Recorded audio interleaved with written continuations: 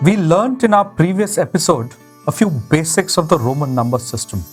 Let's look at the problems and limitations of this primitive and cumbersome system in this episode. A simple question for everyone. How much is a 38 into 10? Very easy, 380, isn't it? Now, the next. How much is 380 into, say, a 437? Well, you might take a little time, but you will still calculate it relatively easily. Now, let's see the same calculations in Roman numbers. So, how much is a 38 into 10 in Roman numerals? A little messy, but still okay. Now let's look at 3-digit multiplication.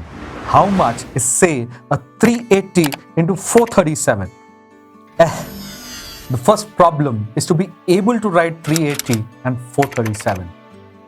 Do you see the difficulty of just writing these numbers? You need 7 symbols and 6 additions just to be able to write a simple 3-digit number.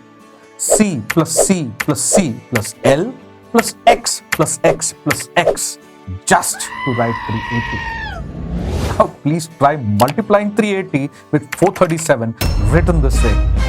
Hell yeah, forget it. Have you ever wondered what science and math could the great Romans have developed with such a primitive and inefficient number system?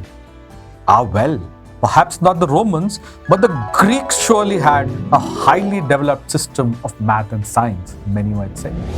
After all, don't we read about Pythagoras, Euclid, pi, sine, cosine and all that?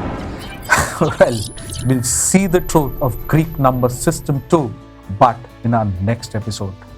You'll be surprised to note that it was even more primitive and even more inefficient. Keep watching.